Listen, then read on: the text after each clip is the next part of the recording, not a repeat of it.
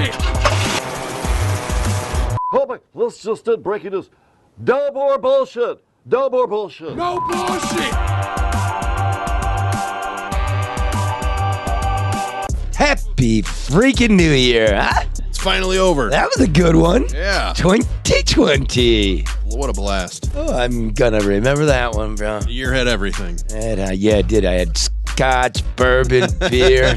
Man, I put on a tire, man. I've never been heavier. I won't even look at myself getting out of the shower. That's why you stand next to me. That's exactly why I stand next to you. I know what it is to self-loathe. Exactly. But we're going to stop doing that in the new year here. You know what I mean? Oh, maybe for a month. You know what? Oh, boy, man. So it starts. What? Gretchen Whitmer's got a new budget official, the chief of budgets. Great. Yeah. You know what? He was working for Duggan. And you know what he did before that? I have no idea. He was the schmuck that put the Flint deal together. Oh, what? Together. He was in the middle of a state RICO investigation that seemed to have disappeared once Nessel took office. Now, I'm no genius, but I don't think that's the kind of resume you'd want to be your budget director. I mean, can these people just saying. go? Can't we start over? It's the new year. They do just go. They go on to the next job, and then the next job, and then they work for the same person that helped them out before. Sweetheart contracts. Got your fingers all over our money. If there's one left, right, Absolutely. center, we're all mad about it. You know what? You know what Luke Nowacki wants to remind us about? That what? Maybe you're not a big-time city official who can travel with your entourage on the city's dime, and your birthday, your hat is magically packed with C notes, or maybe you played high school football with someone connected, and you can get that lucrative contract to haul and dump sludge, and then the lucrative contract to clean up the disaster you just created, or a water system. But if you're not among the elite who can make your pockets fat on the taxpayer's back with no shame in your game, there's a good chance you're going to have to provide for your own retirement and theirs. Never forget theirs. Pension after 5 years. Really? Yeah, Wayne County's got something you can buy. If you have questions regarding whether you're on the right track, call Luke Nowacki at 248-663-4748. Grow your assets. Your politicians are dependent on you for the additional tax revenue. Those navigators don't lease themselves. Hit it, Mark. Securities and investment advisory services offered through Royal Alliance Associates Inc. Member FINRA SIPC. Royal Alliance Associates Inc. is separately owned, and other entities and/or marketing names, products, or services referenced here are independent of Royal Alliance Associates Inc. Well, this is the best of 2020. A lot of good things on here. Yeah, and you know why we're Seriously. doing this best of? Why? Because we're lazy and we don't want to come in today. We're sleeping right It's now. New Year's. There's football on. I'm hungover. I don't watch any of that anymore. I'm over it, man. All right, what are we going to do first? I think One Lung Four Tug, which might have been my favorite story of the year. One lung four tuck. Still wondering who got that sandwich. One lung four tuck. If you remember, it was the height of the COVID pandemic. This was late April, and he had one lung that he had removed years ago from cancer, and he was being sent to state prison for armed robbery. He was at the county jail. He caught COVID. They locked him to a bed, and then they thought he was going to die, so they unlocked him, gave him his discharge papers, but he didn't die. The miraculous story of One Lung Four Tuck. And David called me this week and said, he goes, dude, the Ballad of One Lung Four Tuck. Whoa. He said it was like a movie, like LA Confidential that I've never watched. I think it's more like a Netflix series. I was waiting on the next episode. Okay, so you guys know. Okay, so this guy he's an armed robber. He's waiting to be sent to the state pen. COVID hits. Nobody's getting sent anywhere except ground zero of all of it is the Wayne County Jail. And very few reporters even refuse to touch it, but it's true, right? And they take him to the hospital to die, and he lives, and he's on the lam. And I put the word out on the street. I'm trying to help the guy, get him off the street before he gets us all infected, before he dies, and some kids are playing around poking him with a stick. You know what I mean? We don't need that. We didn't need to do that. So he and I had about a dozen conversations. This is somewhere about number 9, right? I interviewed him a lot, and I was like, oh, geez, why don't record him, get him on the podcast? So here he is. Makes me happy. Hey, Morning, Charlie. Morning, David. How are you feeling? I don't feel too bad. I don't feel too bad. I'm just laying here. You sound much better than yesterday. Yeah, I think every day I'm improving a little bit more. You only got one lung, because I had my lung removed from lung cancer back in September of 2000. Uh-huh. So, yeah, I'm a survivor. You're the one lung COVID bomb. Yeah. Hey, listen, I got a question. Okay. Hold on, let me mute this TV. Okay. Okay. Do you got the release papers that they gave you when you were in the hospital in your death fog? When I got out, I discarded them, but I put them under a rock when I was walking from the hospital, so I know where I got them at. You know where they're stashed? Yeah. I'd like to find those because I want to know which judge signed your order. I think it's Judge Bozzi. Well, that's your judge, but was it on the paperwork? The paperwork only said that I had a bond of $2,150. What, $21,500? No, $2,150. But you didn't pay that. No, I didn't. So they lied. Exactly. Oh, man. To be clear, you know, what I know you say you're innocent, but you were going to, what, prison for 5 years for armed robbery, right? Yeah, which I didn't do, but yes. I had to plead a deal because I'm a 4-time habitual. Right. You weren't going to beat it. You were innocent. You had to take it and blah, blah, right? Right. Okay. So you woke up, what? You were in the Wayne County Jail. You caught the COVID in there, right? Right. And then, how bad were you? I didn't know I had it. Why'd they take you over there then? Because You were sick, but you didn't know you had COVID. Yeah, exactly. And you had one lung. Right. Couldn't breathe.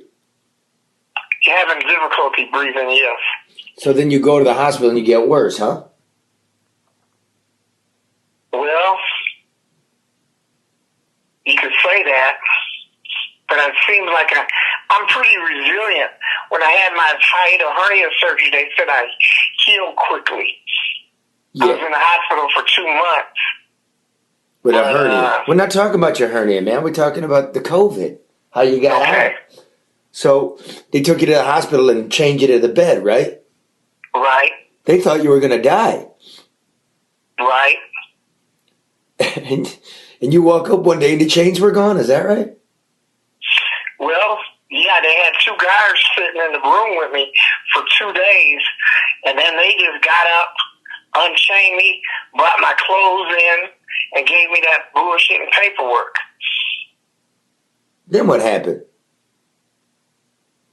Then I stayed in the hospital until I got up one day in the middle of the night, looked outside, saw that nobody was there, put on my clothes, and I walked out. Like a get out of jail free card. Exactly. You couldn't believe it was a birthday. It was like 2 to 3 days after your birthday. Exactly. So they brought you your clothes, right? Right. Your shoes? Yes. With the laces in them? No laces. Oh, they didn't give you your laces back? No. Where did you get the phone, the burner phone? From Metro PCS. I went over a friend's house. They loaned me $100. I took $85 and bought a phone. So let's see if we get this right. You got a raging case of COVID, 1 lung, you're red hot. For some reason, the deputies unchain you. You lay in bed for 2 days, casing the joint, wondering if anybody's going to come get you, trying to get a little bit stronger. Then on Friday night, you just decide to make a run for it.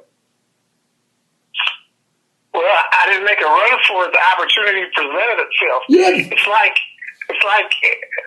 let's say I was locked up. I don't know. I'm a big movie buff, but you know, you ever saw that movie 28 Weeks? No. Okay, it was about a zombie end of the world type shit. But anyway, the guy was in a coma. He wakes up, and the pandemic happened, and everybody was dead. You know what I'm saying? Yeah. So that's the way I feel what happened here. You're in a zombie movie. Exactly. Oh shit! We got a. What do we got here? We got a 4-strike, violent felon with one lung, raging case of COVID, no shoelaces, on the streets of Detroit. That's my life story right now. And what do you discover when you're out there? Like, I'm assuming you walked a lot, but did you take public transportation? Yes. You did. What, did you take the buses? Yeah, they got free bus rides now. And you availed yourself of that? I'm sorry, I didn't hear you. And you availed yourself of the free buses? If it was available, that's the only way. I can walk as far as I can walk, and then I hopped on the bus. I don't know if you're familiar with it, but they got it now that the bus is, you go in through the back door. They got the social distancing where you can't sit next to people. Right. I've been trying to be socially responsible, not spread it, but I got to get around, and I'm living. I'm not just supposed to just pop up and die. No, you're not. And so you take the bus, and when you head to the city limits. Right. Why do you leave the city? Because I thought I could get better care out here in the suburbs, because the city is a hot spot. And I'm sure it just makes sense. If there was a nuclear war, you want to get away from ground zero as much as possible. So this is my nuclear war. Yeah, but you know what I'm saying? Yeah, but you're the guy who's radioactive. What the people we're trying to get away from is you. Well, I don't know what to say to that. Fuck it. Fuck it. Yeah. So you get to the burbs, and what do you do for food? That's why I'm in the hospital. Well, before you got there, you took a couple days, right? I took a day. Yeah. I went over a friend of mine's house. He had some commodity apples. I ate those. Yeah. Had some apples. Yeah. You got some money for a motel, right? Yeah, she volunteered because she loved me, but she didn't want to put herself in a position because she has her grandson staying with her.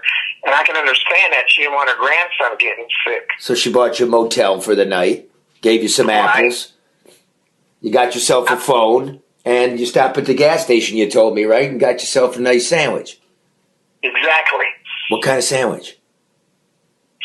It was a turkey sandwich or something. Yeah. It was just one of those gas station sandwiches because... wait, turkey and what? Turkey and... cheese. What kind of cheese? Provolone, Swiss? It had to be white, so it was Swiss.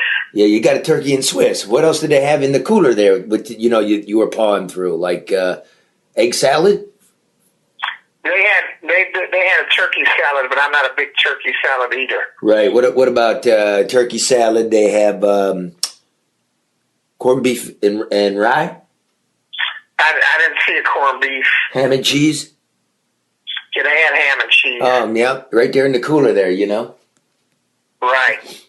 Right there, radioactive nuclear guy with one lung going through the sandwich. This is amusing to you, isn't it? It is amusing to me, but it's amusingly sad, bro. Yeah, it is. It is. I mean, look. You don't know where life is going to take you. And I got to say to you, look, congratulations. I mean, you hit the lotto here. You're supposed to go to prison. You know, you got one lung. Who knows if you're going to survive those 5 years, right? Yeah. That's why I took the deal, because I said I'm at the end of my life expectancy. You know? Yeah. I was trying to take the deal, the best deal possible. But I didn't do it, Charlie. But I had to minimize my losses. You ain't going back to prison, are you, dude? What do you think? No, I'm not. It's not going to do it now, right? They fucked up. You're gone. Right. You got a burner phone, or okay? You said you're in the hospital. You're not going to tell me where. Not yet. I got to get your trust. Okay. Well, you're gonna convalesce. You got a burner phone. They can't find you that way. You're using an alias, right? Right. You're not in that hospital using your name because, like, once I write this story, they're going to be looking for you. I want to tell you that. Okay. But there's I'm nothing prepared. illegal. I'm sorry, go ahead. What? I'm prepared. What do you mean you're prepared? You said they're going to be looking for me. I'm going to be prepared for them to look for me. Oh, dude, what does that mean? No, I'm not threatening anything. I'm not a violent person. Says the 4-time felon. No, I'm serious. I belong in a mental hospital, not jail. Yeah, your girlfriend told me you're bipolar and you get a little bit crazy when you don't have your meds. Exactly. But they just gave me my meds this morning. But they put you out of the jail and they didn't give you any meds, did they? When they put you out of No. Oh, dude. So wait a minute, let me get this. Let's review. A 1-lung, bipolar, shoelaceless, 4-time violent felon with a raging case of COVID on the city buses, making his way to the gas station sandwich cooler in the suburbs. Yes, that's a quick synopsis. Damn, bro. Okay, so you got an alias. You're convalescing. You spent the night in a motel. Got those sheets all dirty. Now that woman that changed those sheets doesn't know if she got it, right? Worried about her. Shit. Think about that. Did you think about that? Yeah, I thought about it. What'd you think? I mean, what are you going to do, I guess, right? What can I do? It's a zombie apocalypse, bro. Yeah. Well, you know what? I'm a little bit angered. Like I said, congratulations to you for hitting the lotto. You're out there completely legal. You're completely legal. You've broken no laws. Some judge and some sheriff's official got rid of you, and you're out there. But I'm outraged that they would throw you away like that and expose the rest of us like that. Yeah, I don't want to contaminate anybody. Fuck. So you're going to get better, and what are you going to do? You're going to hit the state line? You out of here? That's the goal. The proverbial midnight train to Georgia? I don't know if it'll be Georgia, but because I've been there, done that. Yeah, just proverbial means proverb, means, not necessarily Georgia. It could be the proverbial train to Arkansas, but there's no song like that. Maybe South Dakota. I was talking to the phlebotomist. She said I can get a job. It's only 6 weeks. So when I get out, I'll still be 50. I'll be 58. Maybe I'll reinvent myself as a nurse in the nursing field. But you're only 53 right now, so are you telling me you're resigning to the fact that you probably are going to prison?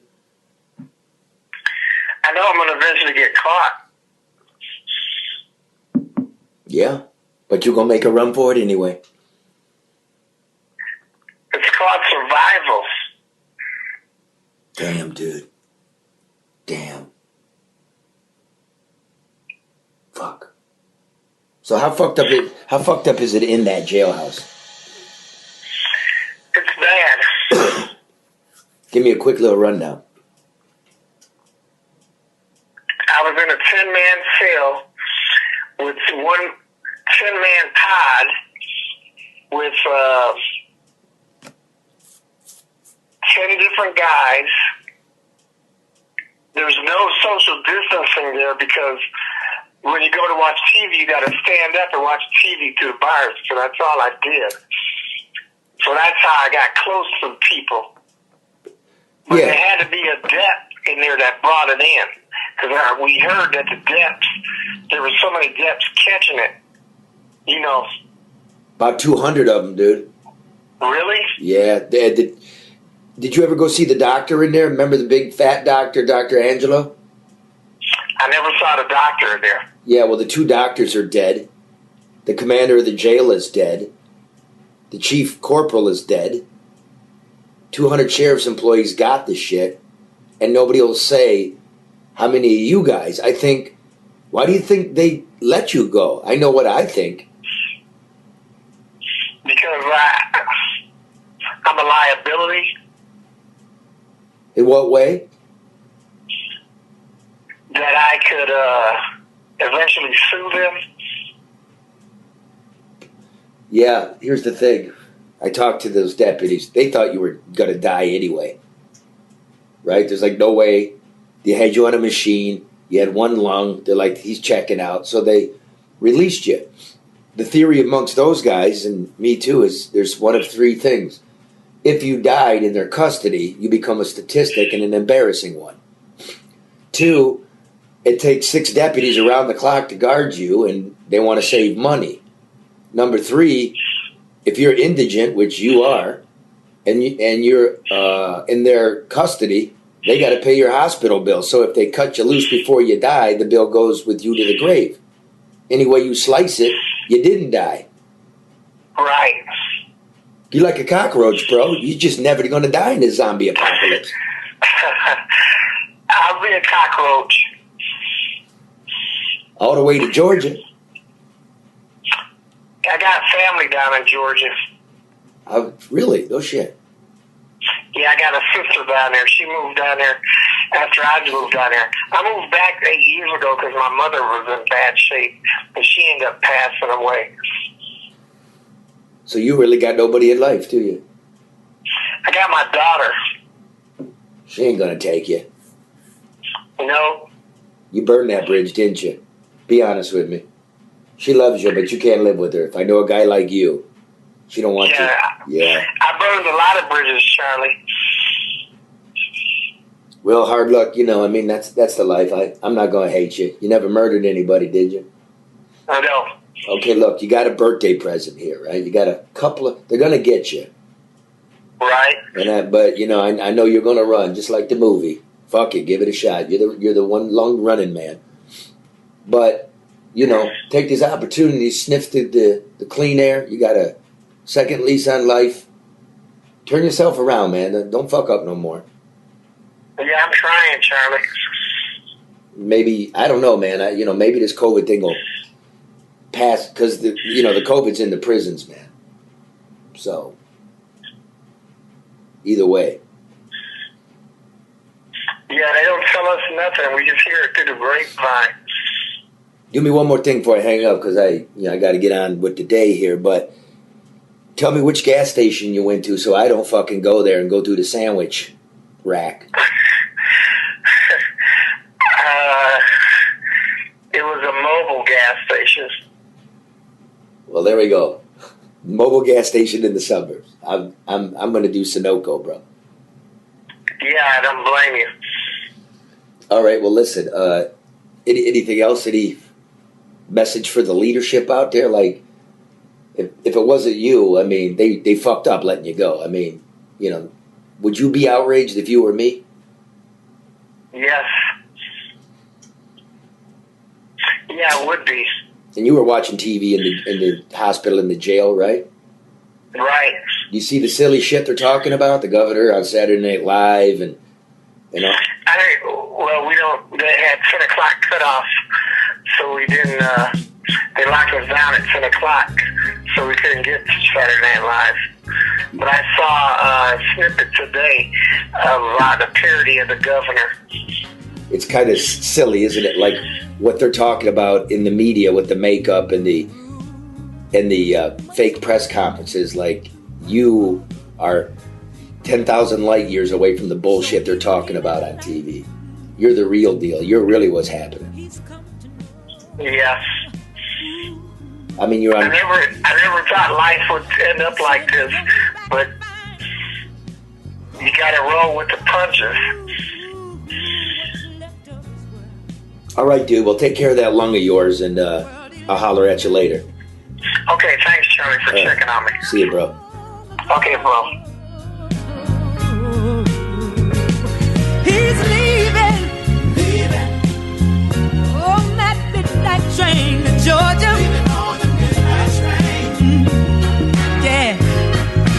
Said he's going back to a simpler place and time. Oh, yes, he is. Well, how about that, huh? He's alive and well and still sitting in the county jail. No word on if anybody got those papers under the rock where he saved them. And, I wanted to look back at 2020 and, recognize the passing of everybody, in fact, everybody, but specifically Benny Napoleon, Sheriff Benny Napoleon at that jail. It gives you a different outlook on that story, actually knowing it now. I'm being dead serious. It's crazy. I'm still angry about the lack of response to cleaning that place up, from the governor to the county executive to the attorney general. This is what happens. You have to see it coming, and you have to be proactive. Yep. And, God bless you, Benny Napoleon and his family. Let me remind you about ADR Consultants. Help you navigate through the difficult world of COVID, right? Improve your bottom line, cut your costs, get your processes in shape and in order. Nothing's too big, nothing's too little. Police departments, municipalities, your company. Call ADR Consultants, who are experts in procurement, government compliance, information technology, property management. Honest, ethical, smart. Call Barry Allentuck at 248-318-9424 for a consultation. Go with ADR. Get the job done right, on time, on budget. 248-318-9424. Very good friends of the show. Another big story, of course, was the election. Donald Trump, the debates. Remember Proud Boys? Oh, yeah. Proud What was it? Are they still standing by? And what was it? That's funny. It was such a big deal for a while, and now we can't remember. Was it Stand Down and Stand By? Down and Stand By. You got it, yeah. I don't even know if he knew who the Proud Boys were, Maybe he did, maybe he didn't. I think he knew them as they supported him. By the end of it, he knew them. Oh, yeah? But you know what? We did too. I knew the dude the founder. I knew him way back in the day. He founded Vice Magazine. Mm-hmm. He was actually a hipster who majored in women's studies. That's crazy. I know. So this is the interview of the year. I'll make you proud of your boy. Gavin McInnes is with us. He's in the news.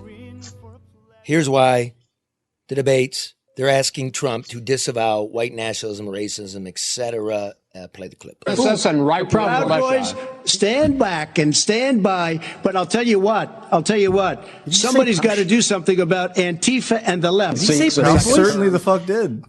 Really? He said, yeah, what do you want to call him? Go ahead, tell me. He said, the Proud Boys. Like, okay, Proud Boys, stand down and stand back, but we have to worry about Antifa. Did you just say Proud Boys, stand down and stand back? He did a general command. He's the general of the Proud Boys. I control the Proud Boys, Donald. Do not stand down. Do not stand back. Gavin, do you control the Proud Boys? You disavowed them a couple of years ago after a brawl with the lefties in New York City. You disavowed them. Are you in charge of them? No, I did not disavow. I'm not in control. That was a joke. But I quit because I was forced to quit by the FBI. They were framing the group as a gang and throwing people in prison using RICO, saying that we're a gang. And a gang has two conditions. You have a leader and you do illegal activities. We didn't do illegal activities. So they said, well, you're still a gang because you have a leader. I go, I'm not the leader. I quit. And I killed their case. But aren't you a gang? I mean, you tell guys to go out there and beat ass. Go out there and beat some lefty ass. Yeah, beat ass if someone beats your ass. You have to defend yourself. Don't start fights, but finish them. That's what we were all taught in high school when I was a kid. Do you think not being their leader is a little maybe plausible deniability to where you can still, your message to them is still very strong? So maybe a leader by proxy? Yeah, my message to them is you're doing a great job, boys. It's the greatest men's club in the world. It's better than the Knights of Columbus, and I'm a Knight of Columbus. In fact, it was inspired by the Knights of Columbus. But Proud Boys are the only ones who fought back. They don't go to Antifa's things. They don't pick fights. They don't chase people down on the street. But in a world where Antifa is doing that on a daily basis, they're the first ones to say, stop it, or you're going to get a broken nose. But what are they fighting back against? No one's attacking them. Are you fucking kidding me? No, seriously. What are they fighting back? Are they a representation of the government? Trump supporters on a daily basis. Every time there's a free speech rally, and Coulter does a talk, Michelle Malkin does a talk, Lauren Southern does a talk. They're pepper sprayed me in the face. I couldn't see anything. And when I did a talk at NYU, regularly at Deplorable, they're hurling bricks, they're hurling feces, they're hurling urine. At all my talks, they hurl those three things. At Deplorable, they were hurling all that stuff, and they were hurling batteries, and Project Veritas caught them planning a gas attack. They derailed trains. They just killed the guy. Okay, but this shit's getting stupid though, dude. No potting down. Don't do that shit, Mark. Leave it up. I'm in all of this stuff, bro. Right? Ferguson, Berkeley, you name it. It's getting out of hand. When you look at Portland, these are your guys, and they're driving by unloading paint guns on people, right? So why would you spend 1 second focusing on that 1% of fighting back and ignore the 99% of 4 months of rioting, burning, arson, murder? Like, what is with Don't you get me wrong. lefties? No, man. Don't get me wrong. Fuck those guys. Completely fuck those guys. But also fuck your guys if we're going to go out there and start tearing up this country. I'm not into that. By the way, you're from Canada, right? Yes. Okay. Are you a citizen here? Yes. Why don't you take the shit to Canada and let me handle this place and you handle your place? You're not handling shit. What are you doing? You're sitting on your ass. Me? How are you fighting back again? All right. What I'm doing is focusing on the thing that's causing the discontent, which is the corrupt government sending jobs away, stealing from school children. That's where it's at, dude. That's where the fight's at, not with each other. Look, are you guys? Go on. Trump is the most anti-government president we've ever had. He's the most libertarian president we've ever had. He's more anti-government than Ron Reagan, which was our last good president. But Antifa are regularly going to right-wing events, Trump events, and kicking the shit out of people, stabbing them, Lauren Southern has been drenched in piss twice. Should you not fight back? Yeah, absolutely. Why focus on the paintball gun when there is an entire country on fire? Exactly the point. And I don't think guys roaming around looking to beat each other's ass are going to put the flames out. They're not roaming around looking to beat anyone's ass. They're not roaming around. That's a lie. They are going to rallies that they organize, having a barbecue alone. Then Antifa shows up and they fight back. So should we just let Antifa take over the country? Is that what you're saying? I don't think they are. I'm out there. I know who they are. Oh, and they're a group. They're a group. There's no doubt about that. It's not some loose affiliation. I see them. I see them smashing shit. I see them rioting. I see them stealing shit. I'm not for them. I'm not for any of this shit. See, you told me not to go mess with them. What's that? You just told me not to go mess with them. Just to leave let the fucking police do it. Yeah. They're told to stand down. Ted Wheeler told the police to stand. They're letting Antifa out of jail. I did a talk once, 2 years ago, October 12th. Antifa mobbed a dude, a journalist, beat the shit out of him, took his equipment, right? 0 charges, nothing. It was Finbar Slonim, Kai Russo, and Caleb Perkins. Those 3 guys were the only ones that were charged, and they got away, no bail, no parole, nothing. Proud Boys got jumped by Antifa. Antifa threw a bottle of urine at them. They beat up the Antifa for doing that. 4 years in prison. This is what's going on in America. There is a disproportionate punishment on patriots, and Antifa are literally getting away with murder. Are you a racist? Not only am I not a racist, I deny that it's a thing. White supremacy is not a thing. There was 300 assholes in Charlottesville with tiki torches. That's about it out of 331 million. The KKK is not a thing. Why are we talking about fucking racism all the time? Have you ever come across a white supremacist? Well, yeah, we come across them all the time, actually. So I think that it's disingenuous. Now, hold on, time out. Yeah, racism is a thing. And for people of color and Black people in this country, it's a daily thing. So you may not be aware of it, but yeah, it does exist. You're What'd you say? Now, there's racism against whites. There's lots of anti-Semitism. I said there's racism against whites. Okay. From who? Look at the crime stats. Okay, but that doesn't... KK dancing around killing. You have hate crimes against whites that go totally unnoticed. So you're mixing hate crimes and racism. I'll agree. I will agree with that too. I've written the fact that, look, twice as many white people just by sheer numbers get dropped by cops. There's a class issue. Just so happens black people get dropped more. The poorer you are, the rowdier you are, and the more rowdy you are, the more the police come. So the more police you have in your life. We got what? 7% of the population committing 50% of the violent crime. That's playing Russian roulette. You're going to end up dead eventually, dead or in prison. That's the way crime works. True as that may be. Like you say, you're not a racist, but you say you're a Western chauvinist, right? Yes. Well, and what's funny about the West is it's anti-racist. Western culture was the first culture to say it's about meritocracy. Come here and bust your ass. That's nonsense.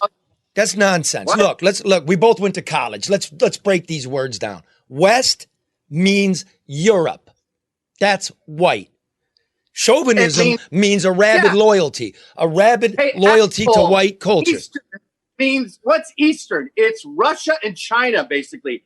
50% of Eastern culture is white. I hate Russia. I hate the Soviet Union. I hate communism. That's all white. This need to inject racism into everything is fucking dull. Hey, if you're a chess enthusiast, if you love chess. No, I don't get that. You just went by me there. You just went by me. Chess players are Russia? You just went by me. What? You just went Western chauvinism. That's European loyalty. So you might have black people or a brown guy running around, but your bylaws are saying you must show fealty to Western chauvinism.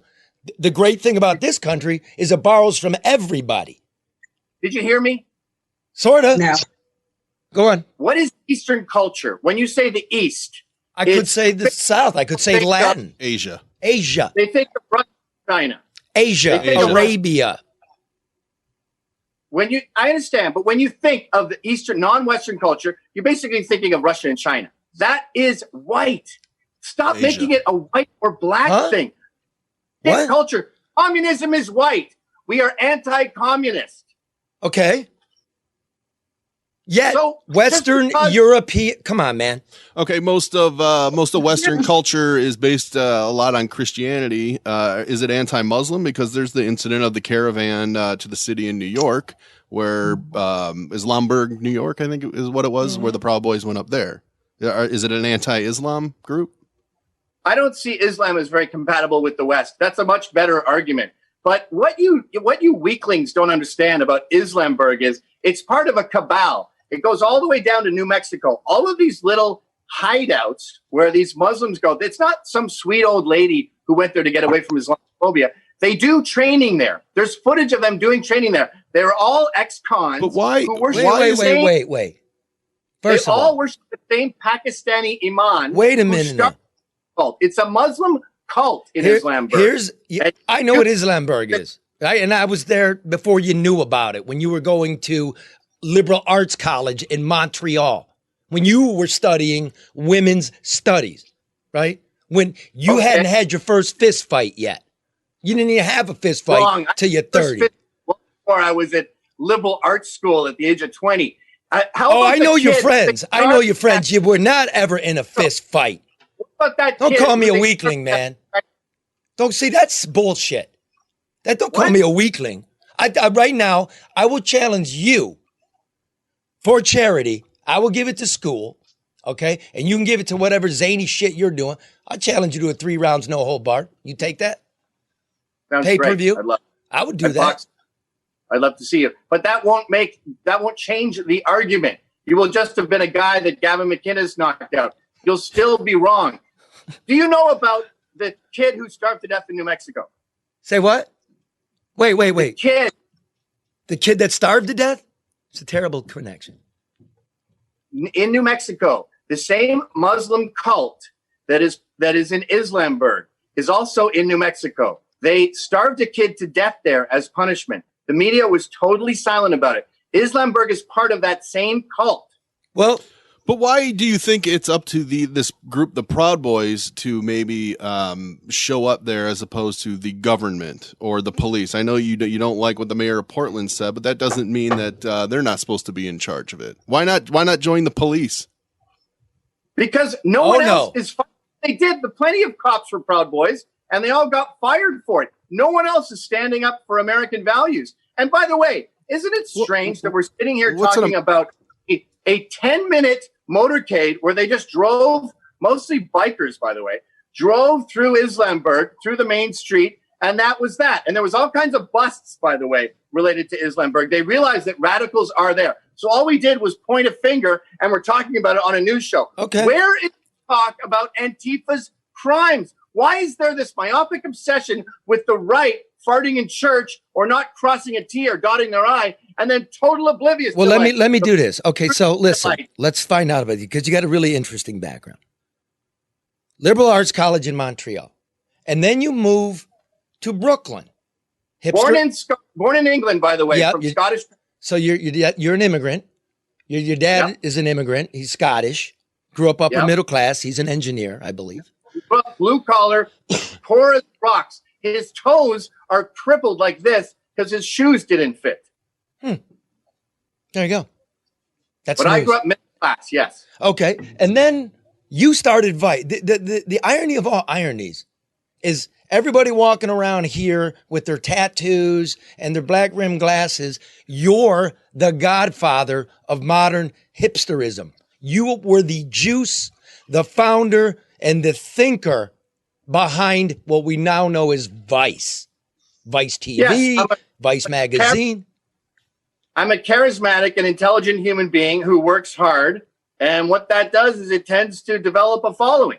And if people want me to be a leader, I'll be a leader. But I also encourage autonomy. Like the Proud Boys were given chapter autonomy. You have the tenets, which include anti-racism, by the way. What are the other tenets? What are the other tenets?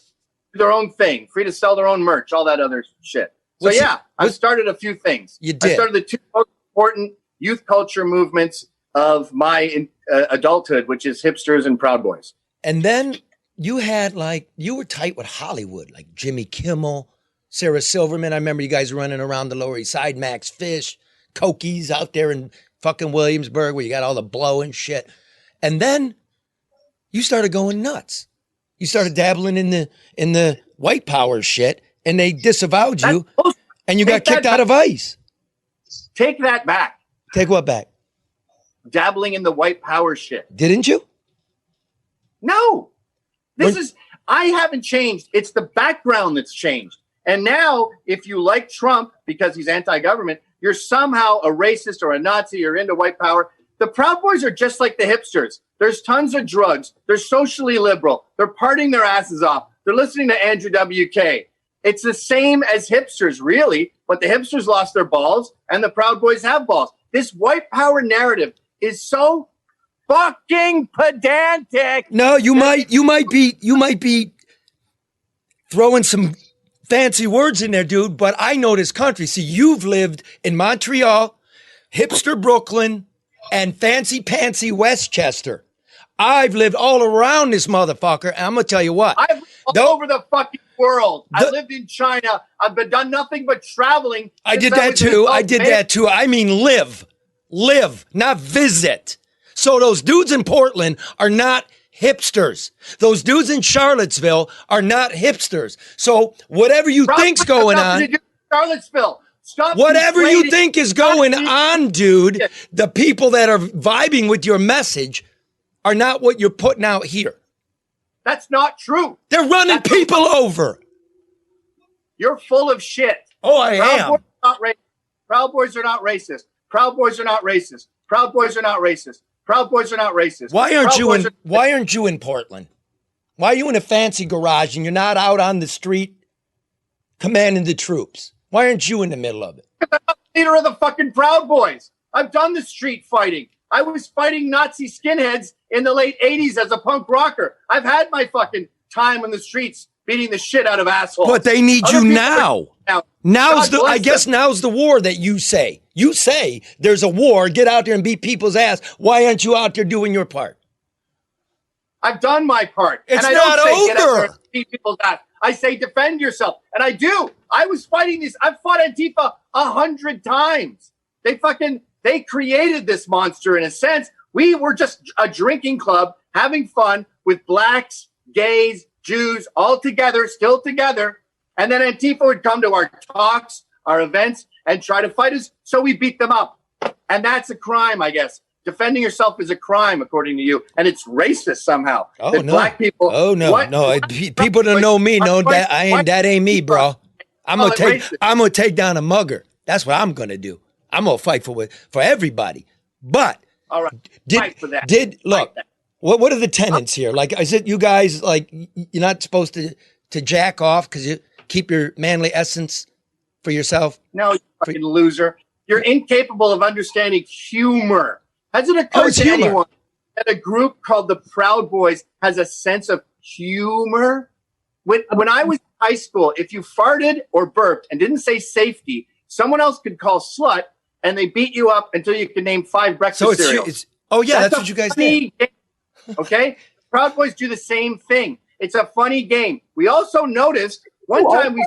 So Gavin, that's a child. If that's a high school game, aren't you adults? Like, what is that? What's the point? What's the purpose? Yeah, adults like to do stupid shit sometimes. We like fart jokes. We like purple nurples. We like to chug beer. Stupid stuff. Stupid adults like to do stupid stuff.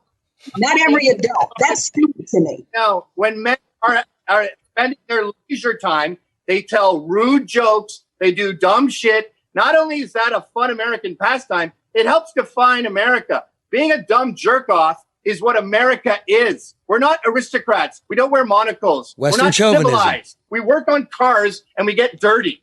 Now, with the beating off thing, we tried that as a joke. We said, let's see if we go 10 days without beating off. And then we noticed, holy crap, I'm having a great day. I'm whistling when I walk down the street. And they said, okay, let's do a new rule. From now on, you can only ejaculate within a yard of your significant other with her permission. A silly game we made up, and it improved our lives. It got millennial men off the couch because they had to go get laid, and it improved marriages because husbands were no longer beating off to porn. And now they try to turn into this draconian rule. You may not masturbate. They take all our jokes and turn them into this like clan rule because they're obsessed with an America that's been dead for at least 50 years. I'm gonna let that hang a minute. Unintended. So, shit. Well, wow. Hang. Do the Proud Boys have a PR problem then? I think America has a PR problem. Do the Proud Boys have a PR problem? I think that American kids are taught from K through 12 that America was stolen from the Indians and built by slaves. And it's an illegal institution rife with systemic racism. That is the issue right there. That's true. That's true. That's part of the story. That is part of the story. That's part of the story. It was stolen from the Indians. It was built with slave labor. No. What do you know in fucking Canada? Of course it was. They're fucking ridiculous. What are you doing? Dude, what are you doing? That's ridiculous. Let me tell you how it was founded. All countries, you fucking boob, like all countries, it was a war. 400 years we fought the Indians. Okay. What a worthy adversary. 400 years. We fought the Nazis for like 3 years. and then brought over indentured people to fucking pick the cotton. Come on. God, dude, you can't do this. Okay, You're not clearing this bar. How do you explain this? How do you explain a black dildo up your ass? Roll that. What is that? Joke? A joke? What is a joke about having a black dildo up your ass? You can interrupt, and then we're going to end the show, all right? Okay. 400 years, we fought the Indians. We fought with them. We fought against them. They fought on our side. We fought on their side. Back and forth, back and forth. Eventually, after generations of war, we won. Same with Japan and the Ainu. Same with the Aztecs in Mexico. That's what happens with countries. You fight and fight and fight and eventually win. Then we start a new country. And that's ground zero. That's the beginning What of the about country. the slavery part? Stolen from shit. America didn't exist before America existed. A. B. The slavery thing. Yes, slavery was abhorrent. Out of 10 million, 11 million slaves that blacks and Arabs traded to the rest of the world, we didn't start slavery. We ended it. The West ended slavery. You're welcome for that, by the way. And at Civil War, the balance was negative. Wow. We were in debt after the Civil War. So any money that was built up by slaves, which was what? 2% of the population owned slaves. We got 350,000 out of the 10 million that were exported. No one talks about Brazil. They got 3 million. We're not talking about Brazil. I don't live in Brazil or Canada. I live in Detroit. I'm telling you, dude. Civil War with a negative bank balance. What a nut. And as far as butt plug, which you seem to think is some sort of Achilles heel, we were watching Hillary Clinton on my comedy show. We just had a porn star on the show. There's a butt plug there. And I go, look, she dances like she's got something up her ass. I bet I could dance better than her with something on my ass. I grabbed the dildo, put it in between my butt cheeks, and started dancing around. And I was dancing better than Hillary. It was funny. Let me see. Let's roll that tape. I want to see it. I can't see it. Let me see if it's funny. You've lost your sense of fun. You've lost color. No, I like fun. With color, and you have no sense of fucking fun anymore. What? That's fun? Hey, from the comedy show, pretending it's some that look sort fun, of Red? fun. Fun. Fucking weird. Face, no tact. Like hilarious. It's weird. Not funny. Fucking at all. weird. You're not bro. funny. You're a boring old cow. I'm not trying to be funny. With America. Karen's hot for an old cow, You're bro. all boring losers. Oh no, no, real. America Here, hey, Red, stick that pencil in my ass. That shit look funny. No, thank you. Come on.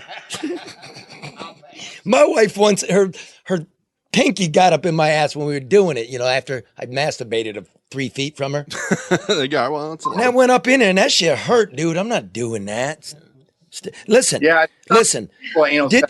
Does your agent think going from like you were on Fox, you were on the Red Eye? Speaking of, who's my agent? I don't have an agent. No, I mean was moving towards white supremacy a good career move? You're a fucking boob and a loser, and the fact that you guys are obsessed with white supremacy makes you as juvenile as a fucking dumb feminist in college with purple hair. Oh, that reminds me. Your politics. You studied women's studies. And he's gone. Oh, great. Good. We made him so mad he hung up. The other one I wanted to get to was he's a women's studies. Yeah, you mentioned that. Major, right?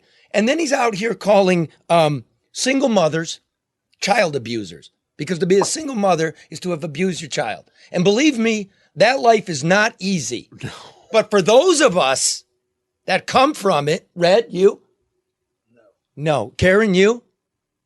Or most of it, yes. Yes. I love single mothers. God bless them. Fuck you. Curse. Nazi punk fuck off. What the hell was that? That was the most, I know you brought him on for a perspective about that group. That was the most ignorant, offensive conversation I have ever been privy to. Here's the deal. Go ahead. I'm sorry. Go ahead, Karen. I apologize.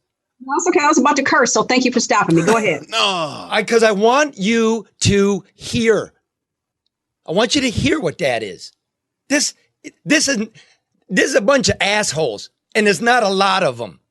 There's not a lot of these guys. Look at them. Yeah. Masturbating, dildos up your butt. They're stupid. And by the way, fucker, I challenged you to a fight and you didn't take it. I'd do it for charity because you don't know how to fight.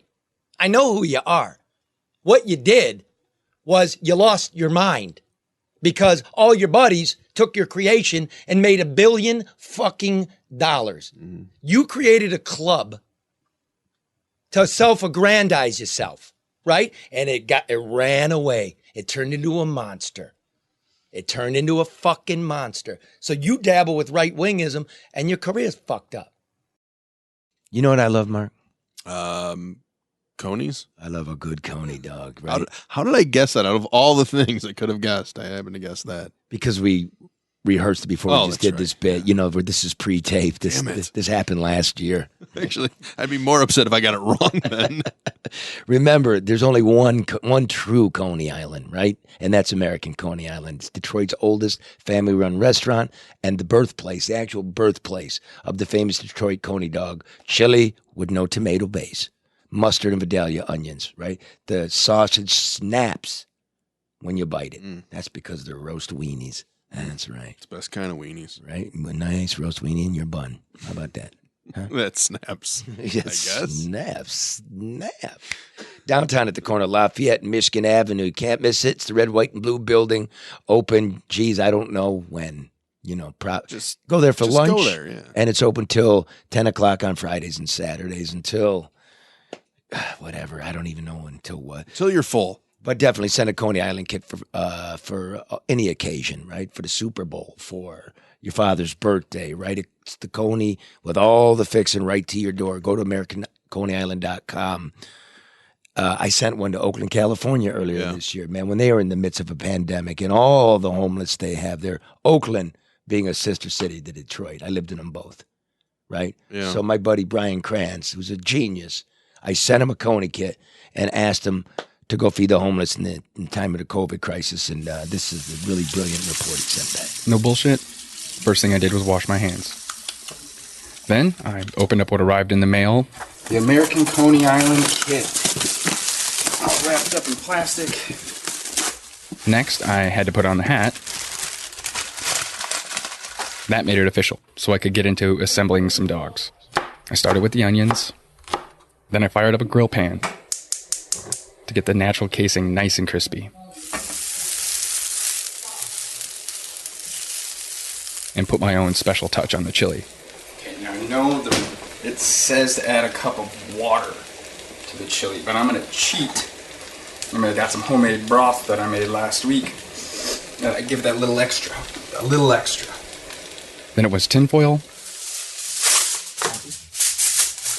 bun, dog, chili, onion, and finally mustard. Repeated that 11 more times, packed them all back into their box, and loaded them into my car.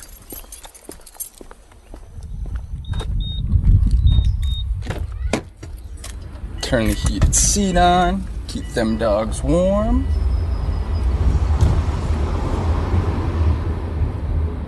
I knew where I was going because it's where most people in Oakland would like to be, at the Coliseum, watching an A's game. Garcia and the A's have won it! While there aren't any sports fans around, there are still plenty of people at the Coliseum who could use a lot more than just a hot dog. The city has recently opened a site for people living in RVs nearby, calling it Operation Home Base. It's a COVID-19 isolation trailer program. It will use 67 trailers donated by the state to bring homeless and vulnerable people into isolation in East Oakland so they avoid contracting. But those dozens of trailers don't do much for the rest of the more than 28,000 people experiencing homelessness in the Bay Area, many living in conditions the United Nations has called a human rights violation. You know, I was gone for like 2 years, came back out here, and it just was horrible. It's gotten really bad, homelessness, so. That includes Danielle, who lives with her boyfriend in an orange tent next to a concrete staircase that typically ushers A's fans into the Coliseum. Danielle's from Oakland, born and raised. Right now, her 4 kids are staying with her mom nearly 70 miles away in Stockton. She's looking forward to seeing them again soon. You know, as soon as the quarantine is lifted, you know, my mom was like, I love you, but you come to my door, I'm not opening the door. Because, you know, the kids. I think my mom would say that to me. Yeah, right now, and I told her, and she protected my kids, you know what I mean? And I would hate, you know, to be the one, you know, to bring that to them, you know. I don't think I would, you know what I mean? But you can never be too careful, you know what I mean? Danielle and her boyfriend have been homeless since last July. They couldn't get into the city's new RV park nearby because they don't have an RV, but they're trying to get something. For like a tough shed, you know, it's like a big shed, and you can just live in those until you're able to, you know, get your apartment or something. Right now, Danielle is hoping for something, anything, like a stimulus check, even though she and her boyfriend haven't had much luck with work in the past. He got hurt at work. It's just been a long, you know, it's been like a domino effect thing. But, I mean, everything happens for a reason. Just, you know, it just makes me stronger. strive to be better and know I'm not going to be homeless no more after this. This is the last time. Danielle was happy to take 4 Coney dogs, 2 for her and 2 for her boyfriend, and went back into her tent.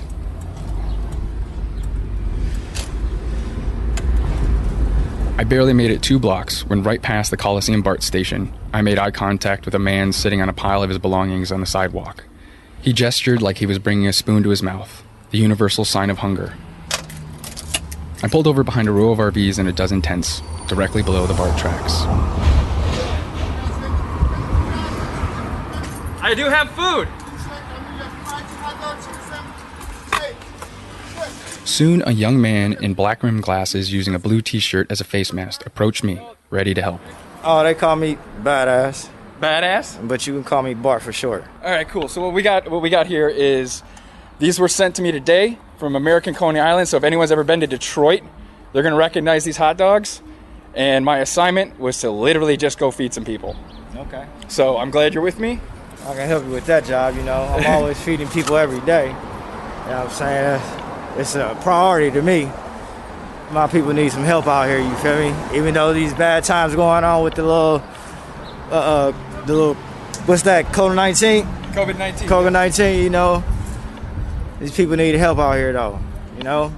Bart quickly took the remaining 8 hot dogs and distributed them to the people there. A young woman who was drying out her wet hair, 2 guys working on a car, and this man who was proud of how his campmates were handling the pandemic. People, and nobody here sick, and nobody here got the virus. This here been a virus-free zone, and we like it like that, so this one a safe place to be, right here. But no one can really be so sure because there aren't enough tests yet. We need tests, a vaccine, and a lot more help from anyone. No matter what, I don't care how much Donald Trump out there, you feel me, giving out all the money. But some of these people don't know how to do that to get the money that he's giving out. You know? Some of these people need that type of help.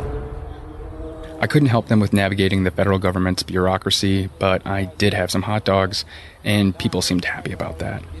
A dog just to eat on, you feel me? Some people need this stuff. There aren't many people who'd turn down a hot dog on a warm May evening, especially that close to the ballpark, even if it's much quieter now. Like Detroit, Oakland has a tough, gritty survivalist spirit, forged through generations of hard labor that would eventually be priced out of their own homes. Sheltering at home, after all, is even more difficult when you don't have a home, and leadership that's slow to come to your aid. Still, to get through all this together, we're going to need a lot more Coney dogs. Reporting for the No Bullshit News Hour, this is Brian Krantz in Oakland, California. There's the bright spot of 2020. What's that? Red. Red is a bright spot. You know what's another bright spot? What's another bright spot? Mortgage rates are at an all-time low. That is an amazing record. bright spot. I mean, that's a bright spot. That's a huge bright spot. And, you know, as everybody's scratching to find money, there's money right there in your home. Refi. You can actually refi, save money. Doesn't mean your value went down. It just means you're making lesser payments because they're charging you less, right? The appraisals, I'm hoping they will run them. I better not say it. Go to davidhallmortgage.com, right? And see what your options are. Do you need a broker? The real estate agent, they can hook you up with that. Do you need a virtual appraisal? They can hook you up. What do you want your terms of the loan to be? Like, you mean 15 or 30? Yeah, they'll guide you through that, yeah. Everything. You'll get personal service. That's what they're known for. That's why they have thousands of 5-star reviews. And I'm not joking. I use them. Mark's used them, right? Go to davidhallmortgage.com. That's davidhallmortgage.com, 248-308-5000. Okay? Do it, folks. That's the thing to do this year. Make your resolution. Save yourself some money. Refi your home. And if you're looking for one, they get the job done in 10 days or less. Perfect. Okay. Hall Financial, lower payments, better options, more personal attention. NMLS number 1467435. Never figured out what NMLS is. Remember last week? I spent the whole week Googling it. And I by the magic of radio, it just happened 3 minutes ago while we were cutting these shows. What are you talking about? Yeah. It's crazy. Well, you know, casinos are open again. Oh, great. Yeah. Why wouldn't they be? Well, COVID. Oh, okay. Yeah. So, earlier this year when they first opened, we sent Red to go see. What a brave man. How safe they were. And then remember, then you went down, yeah. After he did this, I said, my man on the street told me there's something to look for. I went, and then we caught him. We caught dealers with the COVID, and they weren't telling us. So this is the genesis of all of that. This is comedian Red becomes a reporter at the casino. Soon as I got in the door, I felt like my chances to catch Corona went up and my chances to hit a jackpot went the fuck down. Yeah, I said it. You're asking me why? Let me tell you. The first thing I noticed was the supposed be enhanced cleaning. That's where they supposed to be cleaning everything once everybody touch it. The only thing I saw that was enhanced cleaning was the same old cleaning lady with the same old cleaning cart pushing it around with a t-shirt that said cleaning team. I even looked for the rest of her team members. Never found them. How the fuck are you a team and it's only one of you? But that's okay. I said I'm here to do a job, so I'm gonna keep pushing forward. So I decided to go on in, I'm gonna check out the slot machine area. As I'm walking around and noticing, it's a lot of old people in here. Ain't these the people we supposed to keep from getting sick from this shit? You worried about grandma and grandpa getting sick from you and COVID. Y'all better worry about grandma and grandpa getting your ass sick since she done opened up these penny slots. Cause that was all in there. Wheelchairs, hover-rounds, canes, crutches. I smell Bengay, Gold Bond, Preparation H, and disappointment. Cause what nobody hitting shit. Okay, so I'm like, no penny slots for me. Cause I did notice a couple of angry old ladies who had taken their mask off and had it hanging off of one ear. That's how you can tell they wasn't winning shit. So I went on here and decided to check out the card tables. Mind you, they only have a couple of games open. Blackjack and the dice table. Now at the blackjack table, they got these little partitions that divide the players from the dealer. I'm thinking, great idea. But as I get ready to sit down, I notice that the dealer is touching the cards with her hand and the players are touching the cards. So now I'm like, well, who the hell, how you sanitize playing cards? They sliding the Corona back and forth across the carpet and table. That meant no blackjack for me. So now the gambler in me is like, okay, you're gonna have to throw some of this caution to the wind and eventually go for the jackpot. You're gonna have to play something. So I walked around for a few more as I observed the desolate land of casino and slot machines where people just been sitting looking pissed as hell like they wish they was still shut down. And I go on and finally decide to step over to the crap table. As I stepped to the crap table, I noticed that they didn't take out players. What they did was put up crystal clear partitions like you stepping into the slot of a bank teller. But the only difference is, you know when you step up to this window, you ain't about to do shit but make a deposit because they ain't giving out no withdrawal. So I go ahead, go to the ATM where I'm already coming out a loser because I had to get some cash. They charge you $5 to damn get your own cash, so you're losing off rip. So I go ahead, take my $100 back to the crap table. I step up into the window and I get ready to shoot me some dice. And as I'm shooting the dice, I'm paying attention to how they trying to keep it clean. The stick handler is wiping the stick down with what look like baby wipes. Then the supervisor of the table takes the dice and go wash them between each player. So I'm thinking, bet, I'm good. I can get on. I won't catch Corona here. Bullshit. Because as I started thinking about it and noticing, everybody was shooting the dice with no gloves on. So now I'm thinking, well, if somebody is asymptomatic and got Corona and they taking the dice and they shooting with them, the dice is leaving the Corona on the goddamn table. So now I'm sitting up here shooting hot dice that ain't winning me shit. So after about 2 hours of being immersed and submersed in Corona activity and losing to some money, which I really didn't have to lose in the first goddamn place, I finally had a piss and was ready to go. But I was so goddamn worried about having so much Corona on my hands from the dice table that when I went in the bathroom, before I pulled my penis out, I took damn near a bath in the sink. I washed my hands all the way up to my shoulders.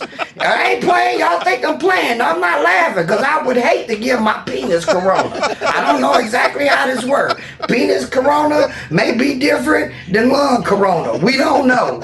Unanswered questions. But I ain't taking no chances. So I went on ahead, took a mini bath because I didn't want to bring no Corona home. And as I was getting in the car and catching the Corona infested elevator back down to my parking level, I thought about the 6 feet that was supposed to be in the casino. They made a little bit of effort to put markers on the floor, to turn off a machine here and there. But the reality is, the only 6 feet they really can practice in the casino is keeping you 6 feet from your goddamn money. And that's what the hell they did. This was a fun story. Thank God that we got some health care, and hopefully in 14 days, I ain't even got a damn ventilator down my throat. If you're thinking about going to gamble, let me tell you this. Keep your ass at home. Because the biggest gamble you gonna take is gonna be with your life. And you gonna fuck around and roll crap on a nasty ass, hot Corona table or blackjack table. Hey, on that note, this your boy comedian Detroit Red. Keep your ass out the casino. Deuces. Good old Red.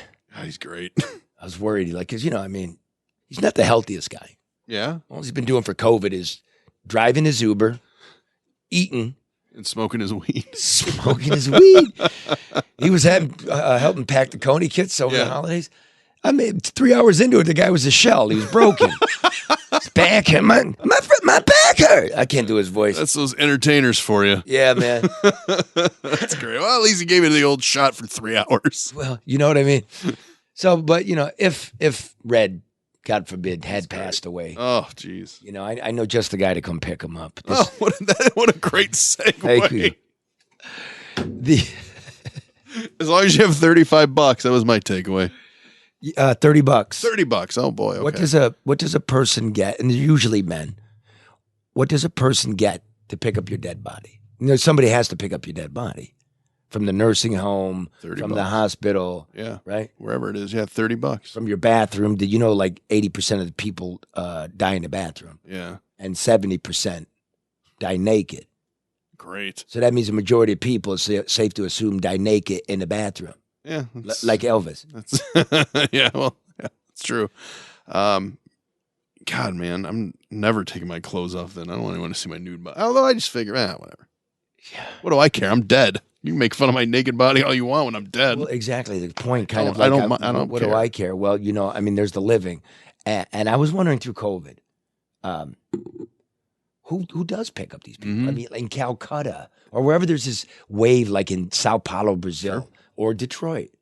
Who does that? Of all the thankless jobs, this one's up there. Yeah, and within the job, you get a real idea, a real look into how we are responding to this. And I went with the guy, and we went in the nursing homes. They haven't done jack. Mm-hmm. I just feel I've been lied to, like I've been patted on the head, and the real work hasn't been done. But this is a guy. You're a child, yeah. Matt Diazio does the real work, and all the people like that out there. So this was probably the most popular story that I did in 2020. Name's Matt. We're picking up a dead body. Use the left 2 lanes to in Novi. 18C, then merge onto I-6. That's where we're going. COVID. Since March and April, I've had the mindset that everybody I come in contact with has got COVID. And then from our aspect, Matt Diazio is on call from 2 o'clock in the afternoon to 7 o'clock in the morning, cruising the streets of Metro Detroit in his black Ford van, waiting for a call from the police or a hospital or a nursing home to come collect the dead. He makes $30 a body. $30 the hard way. Oh, the official job, we'd be a funeral director's assistant. Nicknames go with the body snatcher, dead body hauler. You name it, we'll do it. Bagman? Madman, dead man. Watch out, here comes the guy who's picking up the dead bodies. Watch out. Oh man, you got a dead body? I'm scared of you now. That's alright, I'm scared of you too.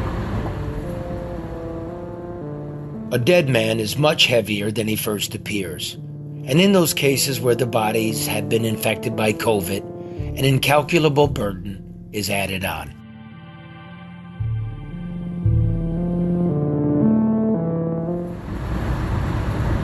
You just a bag man? Yes, sir, unfortunately.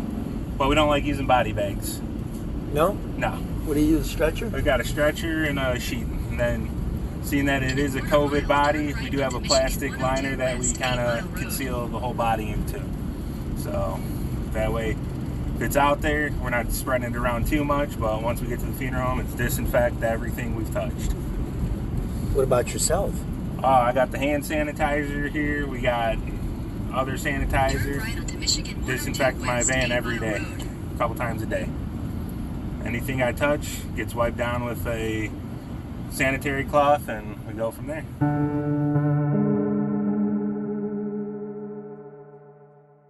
All through this pandemic, from Calcutta to Sao Paulo to Detroit, you may have wondered, who collects the dead? They must certainly be the most essential workers of all, or crazy. Doesn't it worry you? I mean, you're not the thinnest guy in the world. Right, not to me. I gotta have a lot of faith going with me. So, if I'm at that point, if the man upstairs wants to take me, he's taking me. It's the way I look at life. So, I can't let it get to me. I'd lose my mind or wouldn't have a job if I let it get to me. Is it in the back of my mind? Absolutely. How many bodies have you picked up in the last 9 months due to COVID? I can't even count the number. Probably over 500 or 600 myself. Or in the 2 months, March and April, when it was at its peak or the worst, we were going 18-hour days. I'd get a call at 4 in the morning. I wouldn't get home till 1 in the morning. It was nonstop.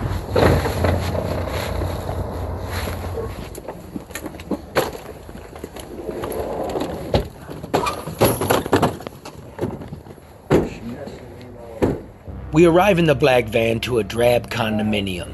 Ziadzio works in silence. It's a gruesome scene.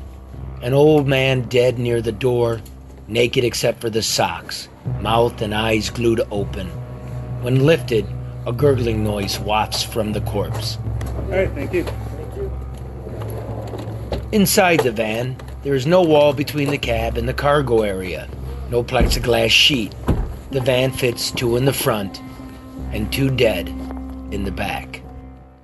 Aren't you worried breathing vapors off of this corpse? Nope. Personally, I'm not. Can it be contracted off of a corpse? If you get too close and swallow any of the fluids. But I noticed when you moved him, you made a sound, like the gases came out of him. Right. So that could be pushing particles your way. When I had the mask on when they're moving them, when we had them, you always cover the face. Once you cover the face, just like wearing a mask, you know, he's not projecting out the COVID. So you cover his face. You cover the decedent's face. And life goes on in the suburbs. And life goes on. Nobody knows no difference now. Nursing home coming up on the right-hand side. March and April, almost cleared them out. Picked up so many bodies out of there.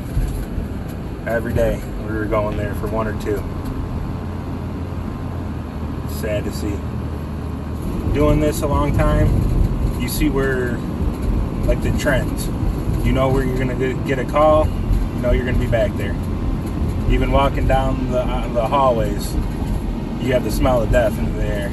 That you can, you know, you're going to be coming soon, and hey, People don't even need to tell me room numbers anymore. I can usually guess. Is that right? It's crazy.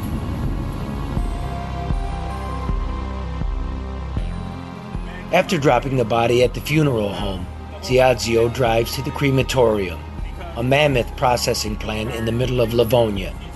He wants me to see. We're said to be in the midst of a second COVID wave. Crematory workers say there's no comparison to the first. No. What are you talking about? We're not seeing the numbers that we did in April. Oh, not in April? Yeah, they're seeing some, but... No. Has it gone up a little bit? Yeah, we're starting to see it more now than we did 2 months ago. I mean, for 2 or 3 months in the summertime, we might have had 4 or 5 total COVID. So yeah, it is coming. But once again, they're all older people that are passing away that are, you see it, 80, 85 years old. They're getting COVID. Where are we going? Storage. These are all bodies ready for cremation. 1, 2, 3, 4, 5, 6, 7, 8, 9, Those 10, household stories. 11. I missed these. 12, 13, 14, 15. One just came in 16. Then they got more in this room over here. Jeremy, a cremation worker, approaches. Are these COVID mostly? Are these mostly COVID? Not Do you at the even know? moment. Sometimes we do, sometimes we don't. We've been getting a lot of COVID question mark stuff. Like, is it COVID? Is it not? Like sometimes I just assume they all are. I mean, that's just. As you're walking around, no gloves, no mask. You know what? I took a drink of it back in March, April. Was pulling one off the shelf, and I took it full right in the face, unembalmed body, COVID body, and haven't tested positive yet. So I don't know. So he shows me, wall to wall, stacked 4 high, lined up outside the cargo bay doors. It's not like that today, but still, it's busy. Jeremy turns to me and asks, "Can you tell them about us? Can you tell the public we're working hard, even if they don't know or don't want to know that we exist?" I mean, I literally got PTSD from the shit, to be honest. I mean, I put up with it to an extent, but once you see so much of it, it's like, wow.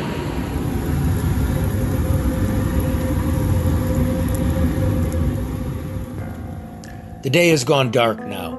It's cold outside. Diazio's phone pings. A nursing home run.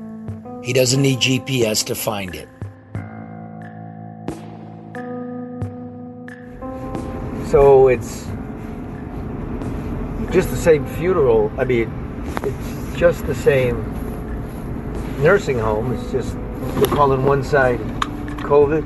Yep. I wonder how they separate them. They don't. That's what I said. That side, nobody that's gotten tested or whatever, they're all negative. They'll put all the positives in one room. They'll pack up all their little shit and move them to an empty room on the COVID side. So it's still an open building? Still open. They're still using the same circulatory air, everything in there. The whole HVAC system's coming from one place. Is there a barrier? No. Huh? No. No barrier? No. That's the shit you see. I thought the state required them to fix that. They don't do none of that shit. That's just for us in the public to see. Yeah. Wow. You got a pair of rubber gloves for me? Oh, yeah. Wow. I noticed I've been saying that a lot tonight. Wow. Ask me anything about COVID data, COVID graphs, governmental double talk, and I can quote it. The government claims we put protocols in place to secure the nursing homes from the virus. This place is nicer than most, but still, the entrance is the same for everybody. One side serves as a COVID ward, the other side for the uninfected. Nothing divides the two that I can see. Looking down at the old body now, the only word that comes to me is, wow. Just wow. God damn. Wow.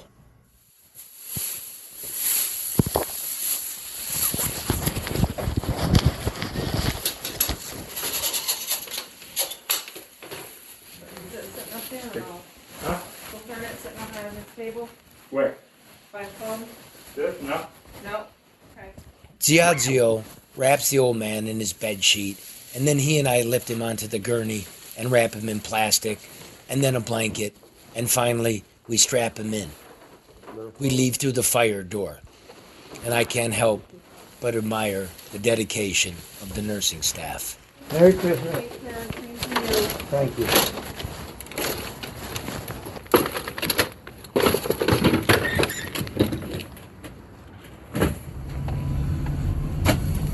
He was heavier than he looked. Oh, they always are. Always.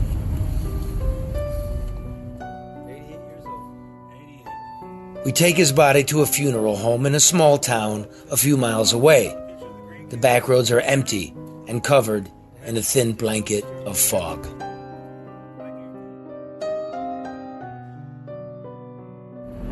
So you're driving around with a COVID corpse? Yep. And you're not wearing any mask or anything? No, sir. What's the matter with you? You know what? It's at the point. Arriving at the funeral home now, our corpse collector lets himself in the back door by way of a key left under a mat.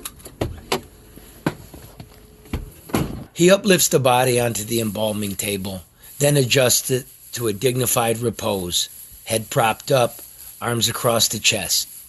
Ziazio covers him and then shows himself out. And the key back under the mat. At the end of the day.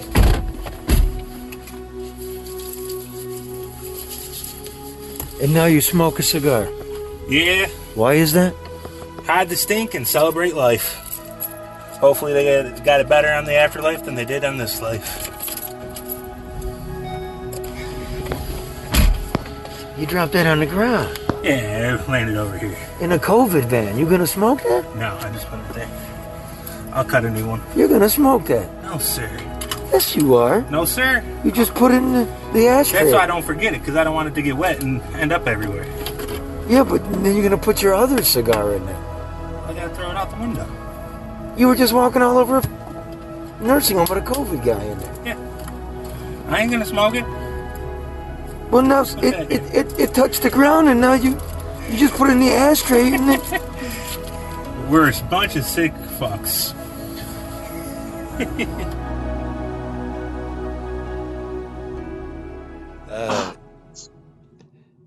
What was that? Is that Mannequin? Mannequin, are you all right? Mannequin? I'm serious, dude. Are you okay, Joe? Oh, good. Yeah, sorry. Oh, shit. Something's wrong. He spoke. Hey, it's a new year. What do you expect? Remember when his eyeballs were exploding and stuff? I can't keep all this stuff. This is like, he's like this 30th frailest guy I've ever seen. Yes, that's a great description. Looks like this all-American, rugged 30-something-year-old with he's just melting inside. I love him. There's a lot to unpack there. God bless him. Don't put thoughts in his head. Now it could be like, I'm becoming unpacked. I'm becoming unpacked. I feel it. Something just snapped. I'm becoming unpacked. Well, anyway, it's time, for the cliche part of the show where you play Old Lang Syne, but when you play Lou Rawls. This might be the coolest version we found. Yeah, there's nothing cliche about this. Happy New Year, everybody. Remember, it'll get better. Yeah. It's got to. Yeah, just be nice, man. Oh, yeah, right? It's a pretty simple way of life. That is one we forgot to talk about, the death of just being cool in 2020. Yeah. Whatever happened to being cool to each other? I don't know. Too many people are all up in too many other people's business and bullshit. And social media is just uncorked people. On that note, Happy New Year. Yeah, look, kid, make a resolution here. Number one, looking to refi in your house. Number two, try not just dumping crap on me when I wake up and I open up Facebook and you're a loser! Yeah. That one would be cool. Because I think you're all pretty cool. All right? Try to love one another. Happy New Year. Should old acquaintance be forgot and never brought to mind? Should old acquaintance be forgot and days of old lang syne? For old lang syne, my dear, for old Lang Syne. We'll take a cup of kindness yet for old Lang Syne. For old Lang Syne, my dear, for old Lang Syne, we'll take a cup of kindness yet for old Lang Syne. A happy holiday season to each and every one. From Lou and the crew, yeah, buddy.